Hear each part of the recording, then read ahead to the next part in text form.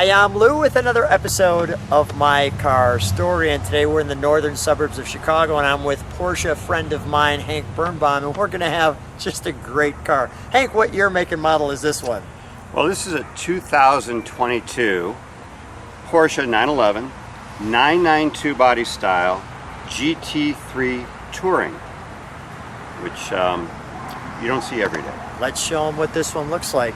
And it has a very unique color. Step right alongside me and we'll take a look at this color. Now they call this what, Hank? Slate gray? Slate gray.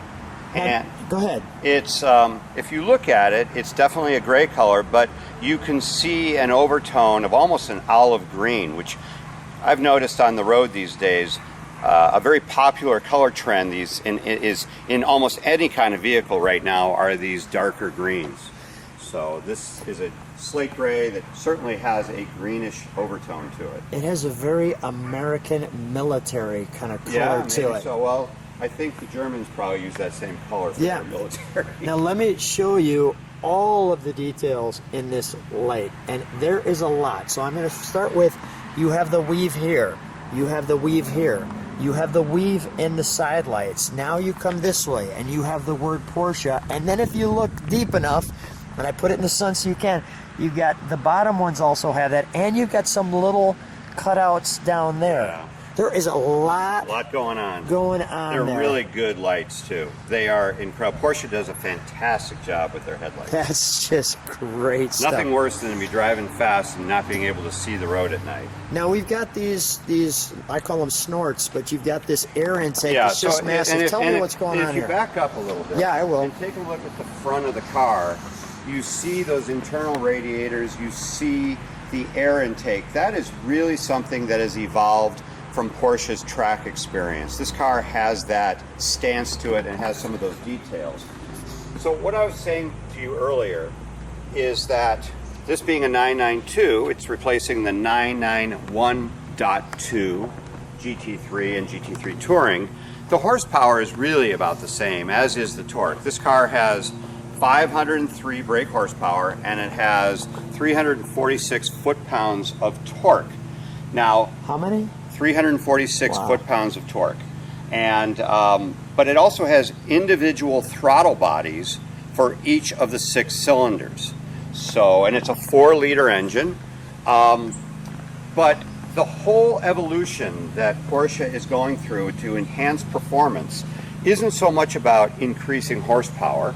It's more about creating more downforce, more aerodynamics. So in a track-like situation, the car is going to be much faster around a track. Those are carbon ceramic brakes, center lock hubs. Wow. And these are big wheels too. I noticed it said, you said those are 315s, is what you read on the tire? Down there, I believe. For LAP zeros? Yeah. That's a lot of rubber on the road. Even I'm noticing just the slightest indentation on that door handle there. Wow. So this car was offered both with a PDK dual clutch transmission, an automatic transmission, but this car has a manual gearbox. I like that. Notice the rear diffuser, rear splitter, and again, that's all about aerodynamics. The car has an entirely new exhaust system, new headers, new center muffler, new high flow CATs, catalytic converters. The wing, so the difference between a GT3 Touring and a GT3, they have the same engine, same suspension, same brakes, you know, all that is common. The difference is this car does not have a fixed wing. It has a wing that goes up at speed, or you can put it up on your own. Yeah. The car has settings for normal driving as well as track driving. So you could definitely, if you were a Porsche club weekend race enthusiast, this car would certainly be adequate for competing on the track. Now, having said that, because I've done this, a manual gearbox on the track, you're at a disadvantage. You cannot keep up with a good driver with a PDK. But why are you smiling? Well, because I have another car that we're going to talk about that is a little older, but it is, when it came out, it was an entirely oriented track car. And the manual's a little more fun. And the manual is you're more engaged with the manual, but it's not as quick on a track. Right. Let's show them the interior, because the interior has changed, and we'll show them the wing and the tail lights, and we'll actually show them what's under that little, I'll call it engine compartment, but. So take a look at the door handle. This is really cool. Let's do it on the other side. Okay. Because I got better light there. Okay. Thanks, Hank. It's really pretty neat how the door handle pops out. It just pops right out. I hate to say it, that's very Tesla-esque. Yeah, there you go. That's okay. And can we show them what's under here? Well, sure. Okay. There's not much. Right, there's... like most modern Porsches, you don't see a whole lot unless you're driving one of their SUVs. Yeah, my only complaint with Porsche is this. You know, well, you got the 4-liter, and then you just have a couple of fans. Well, those are cooling fans. Of course. Your you know, for your antifreeze as well as your oil. Right. Okay. Not a whole lot happening. No, not a whole lot there. Truth be told, right? Yeah. And let's show them under the front trunk. Because this gives you a nice little vision on the radiator. Yeah, and there's a little red button. It's right there. Yeah. There you go. Now, this is all carbon fiber, Lou. Yo, that's cool. That's a very big piece of carbon fiber. I like the way they vented it out, too. They even, like, put little holes in it. I don't know if that's weight reduction or what. So the trunk is like most 911s, even older ones, and you've got your you have your tire repair kit in there. Thank you. And you've got some tools down there. That's your tire repair kit, things like that. Which you'd never use. Well, yeah, you never know. Okay, all right. And you have a little storage area there, right? Which is kind of nice. Yeah. I thought the super cool hood with the carbon was good. All right, let's go to the interior, shall we? Yeah. Now you've got all kinds of things going on here. Before you jump in, let me show them that usually on a Porsche, first of all, you have some knobs there. You've got all kinds of adjustment there. You're greeted to the GT3. Well, that's just the trunk and the engine lid releases. Let's show that door for a second. Yeah, so this has got the double needle deviated stitching and the carbon fiber package. So here's your carbon. Yeah, and it goes all the way through the interior. But what's really, it's really noticeable when you see a car that's been spec'd without the deviated stitching, you realize how much that adds. It's really a nice detail. Yeah, it's pinstriping. You can see the Porsche logo there. There's no rear seat in this car. Right, yep, no rear seat, race car. There's the all-important piece there. You see GT. Now another thing GT3 is the Touring. GT3s very often have the carbon fiber buckets. Right amount of pedals. This has the 18-way more comfortable seats. And a Touring is really kind of, that's the message. This is a car that you want to have enthusiastic driving, but without maybe drawing the same level of attention to yourself on the road, and you want to be comfortable at the same time. Let's have you jump in. Show them what's happening over your shoulder. So you got a lot going on in the steering wheel. It looks like a race wheel. Well, yeah. Formula One. Right. Okay, so there's your switch. Oh, that was cool. So they don't like the Here, let me shut the door. Go ahead. It's complaining that the door's open. So now these are flat gauges, just one analog gauge.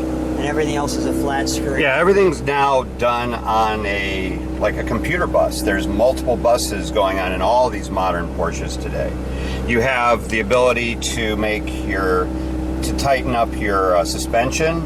You have an ability, you have a front axle lift, which will allow me, it says raising vehicle front. I can raise and lower the vehicle's front nose, which is handy when you're going up and down steep driveways. But, you know what, do that one more time while I'm looking at it.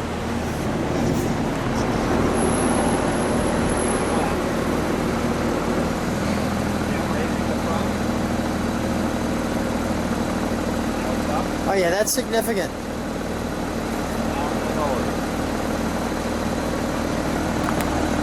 let me show the brake lights because I think that's super cool. Go ahead, step on the brakes, Hank. Yeah, that's pretty cool. Can we get the wing up from here too? Yes. Okay. It looks like body part. Okay. So that has valve literally opened on the center muffler to make it have better breathing, higher flow of air, exhaust gases, and so that's the sport exhaust. Do the switch while I'm back there, because I can actually hear the pitch change. Sure, so sure. stay back. Go ahead. There's our track. Not track. Back to track. Oh yeah. Definite decibel difference.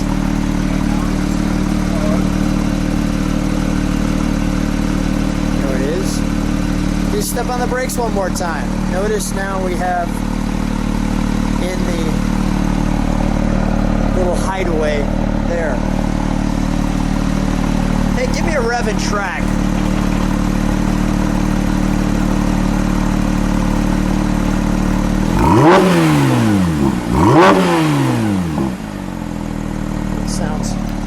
It sounds angry.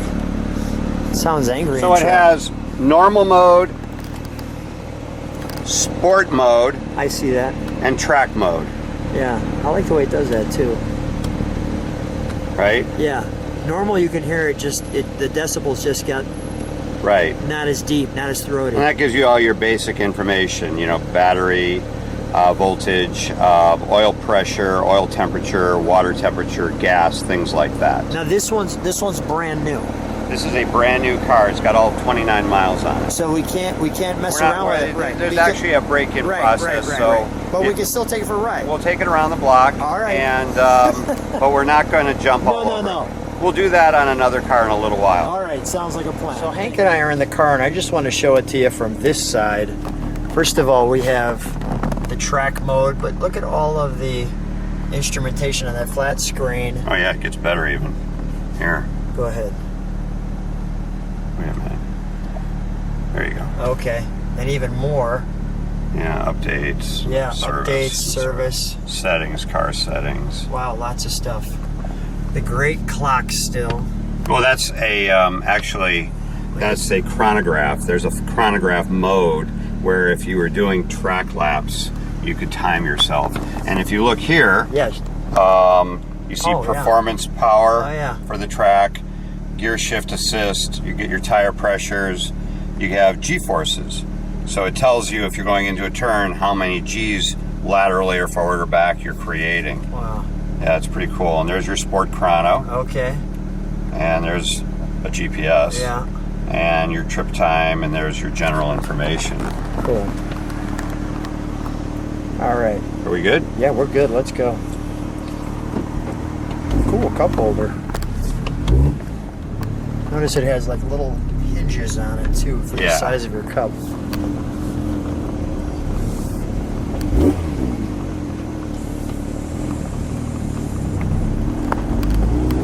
Just showing beautiful environment too. Oh, you can feel it's peppy.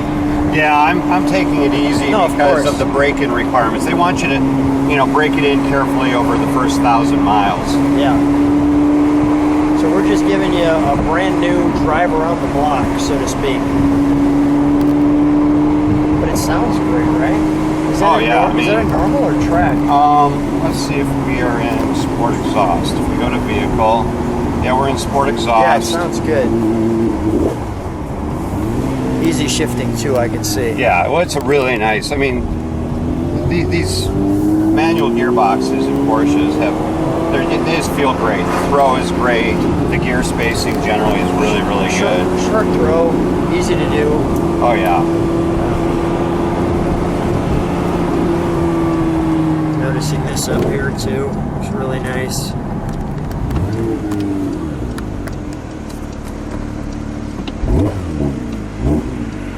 Hank, obviously you have this since new. What makes you such a Porsche guy? So,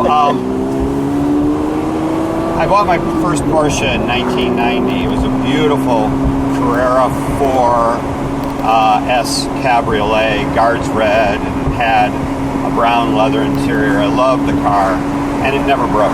It was just, it just worked all the time. And no matter, I used to do, track events. I used to take it to Black Hawk Farms and had a lot of fun with it. Somewhere along the line, I decided I needed a Ferrari. And I ended up owning 3 different ones. And the reason I kept changing wasn't because there were new models I wanted. It was because the one I had before was constantly in the shop causing me nothing but aggravation.